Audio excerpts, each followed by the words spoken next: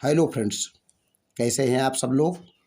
प्रस्तुत है गोस्वामी तुलसीदास द्वारा रचित रचना कवितावली के कवितावली जो अयोध्या कांड से लिया गया है। कवितावली के वन पथ पर शीर्षक के अंतर्गत ये रचना कक्षा 10 हिंदी काव्य खंड के वन पथ पर शीर्षक से ली गई है। प्रभु श्री राम, लक्ष्मण और सीता जी वन के रास्ते पर जा रहे हैं। वे श्रृंगबेरपुर के उस पार होकर के जब वन के रास्ते पर जाते हैं तो रास्ते के सभी स्त्री पुरुष, मार्ग में पड़ने वाले जो ग्राम हैं उस ग्राम के सभी स्त्री पुरुष उनकी सुंदरता को देखकर मोहित हो जाते हैं। वहीं सीता जी वन के कष्टों से परेशान हो जाती हैं। उनके कोमल ओठ प्यास के कारण सूखने लगते हैं। इसी का वर्णन यहाँ पर गोस्वामी तुलसीदास ने बड़े ही सुंदर ढंग से किया है। बिना देरी किए हुए हम शुरू करते हैं। देखिए, पुरते निकसी रघुवीर बधु धर धीरे दये मग में डग द्वय जल की भली भारी कनी जल की पुट सूख गए मधुराधर वे फिर बूझते हैं चलनो अबे के टिक पर्ण कुटी करियो किते वे तिय की लखिया तुरता पिए की अखिया अतिचारी चली जल चुए। आइए देखते हैं। पुर ते निकसी, पुर माने श्रृंगबेरपुर से, श्रृंगबेरपुर से निकसी माने निकली। रघुबीर बधु, रघुबीर माने श्री राम की, बधु माने पत्नी, श्री राम की पत्नी सीता श्रृंगबेरपुर से निकली। धारी धीर दये, मन में धैर्य धारण करते हुए, मग में डग द्वय, रास्ते में 2 ही कदम चली थी। पुरते निकसी रघुबीर बधु धर धीर दये मग में डग द्वय। श्री राम की पत्नी सीता जी श्रृंगबेरपुर से निकलकर मन में धैर्य धारण करते हुए 2 कदम चल पाई थी कि जल की भरी भाली कदी जल की माने झलकने लगी, भरी माने भर गई, भाल माने मस्तक में, कनी जल की, जल के कण, पसीने की बूंदे जिसको कहते हैं, उनके मस्तक से पसीने की बूंदें झलकने लगी।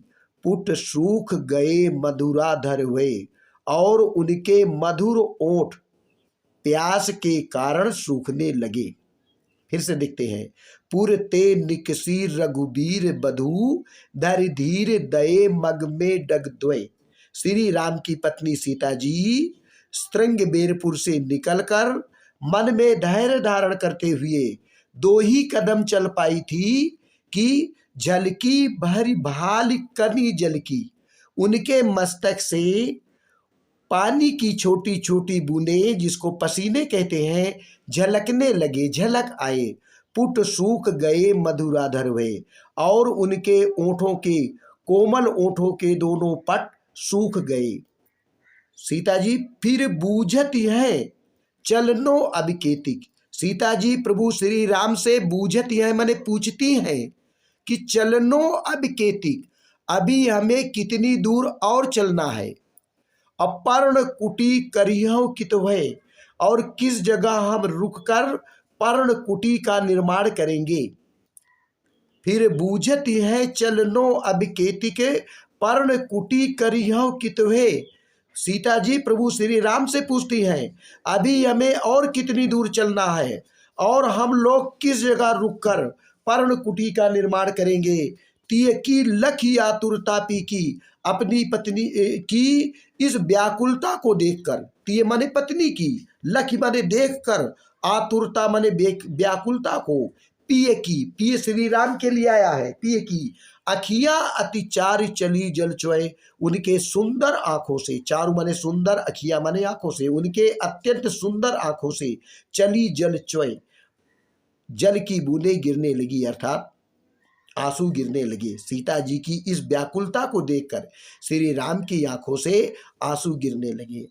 अब आइए देखते हैं सीता जी वन के कष्टों से परेशान हो जाती हैं, लेकिन संकोच के मारे वे श्री राम से नहीं कह पाती हैं।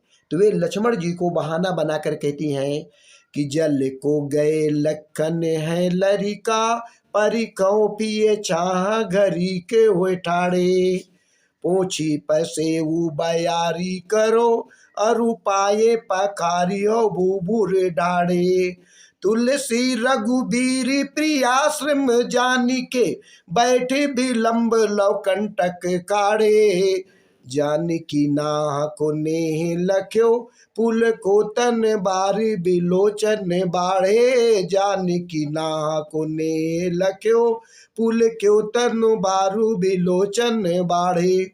सीता जी श्री राम से कहती हैं कि जल को गए लखन है लड़का, लक्ष्मण जी जल लाने के लिए गए हुए हैं, अभी वे बच्चे हैं, बालक हैं, परखों पिए, इसलिए हे प्रिय हम उनकी प्रतीक्षा करें, घड़ी कहे ठाड़े एक घड़ी, इसलिए हे प्रिय ये उचित है कि एक घड़ी हम रुककर उनकी प्रतीक्षा कर लें।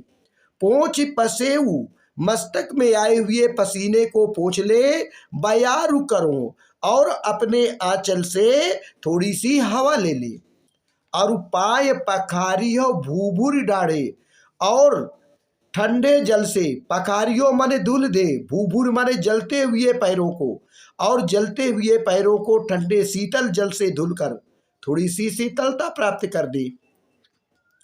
तुलसी रघुबीर प्रियाश्रम जान के, तुलसीदास जी कहते हैं कि श्री राम ने यह जान लिया कि प्रिया सीता जी के लिए आया हुआ है। प्रियाश्रम जान के सीता जी थक गई हैं, बैठ विलंब लव कंटक काढ़े, कांटे निकालने के बहाने थोड़ी देर के लिए रुक जाते हैं, बैठ जाते हैं। तुलसीदास जी कहते हैं कि श्री राम ये जानकर कि सीता जी थक गई हैं तो कांटे निकालने के बहाने थोड़ी देर के लिए रुक जाते हैं, और जानकी नाह को नेह लख्यो, सीता जी की ओर श्री राम ने बड़े ही प्यार के साथ देखा।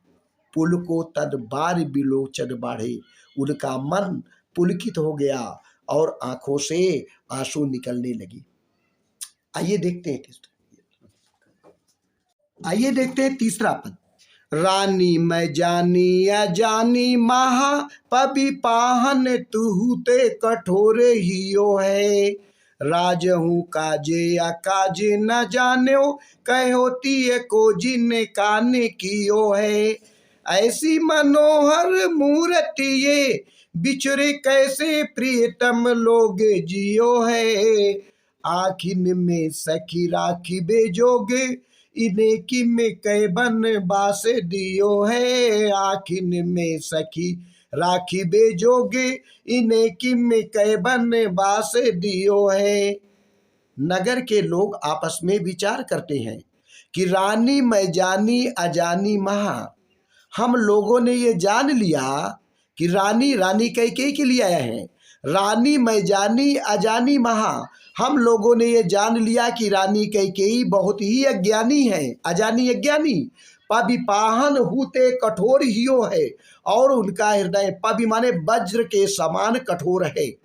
हम लोगों ने ये जान लिया कि रानी कैकेयी बहुत अज्ञानी है और उनका हृदय वज्र के समान कठोर है। राजहु काज अकाज न जानो, राजहु राजा दशरथ के लिए आया है, राजहु काज अकाज न जानो, राजा दशरथ ने भी उचित अनुचित के विषय में नहीं समझा, जाने समझा। राजहु काज अकाज न जान्यो, राजा दशरथ ने भी उचित अनुचित पर विचार नहीं किया। कहो तिय को जिन कान कियो है, उनकी पत्नी ने उनके कान में जितना कह दिया उन्होंने केवल उतना ही किया है। ऐसी मनोहर मूर्ति ये, मन को मोहित करने वाली ये कितनी सुंदर मूर्ति है। ऐसी मनोहर मूर्ति ये, मन को मोहित करने वाली ये कितनी सुंदर मूर्ति है। बिछड़े प्रियतम कैसे प्रियतम लोग जियो है, इनके वियोग में इनके प्रियजन कैसे जीवित होंगे। आखिन में सखी राखबे जोगे, हे सखी ये सुंदर मूर्ति आंखों में बसाने लायक है। आखिर में सखी राखी भेजोगे। हे सखी, ये सुंदर मूर्ति आंखों में बसाने लायक है। इन्हें किमिकई बनवास दिए हैं। इनके माता पिता कितने कठोर वाले हैं, हृदय वाले हैं, जिन्होंने इन्हें वन में भेजा है। यहीं से ये तीसरा पद समाप्त हो जाता है। अगले पद का वीडियो अगली बार अपलोड करेंगे। जय श्री राम, जय हिंद, जय भारत।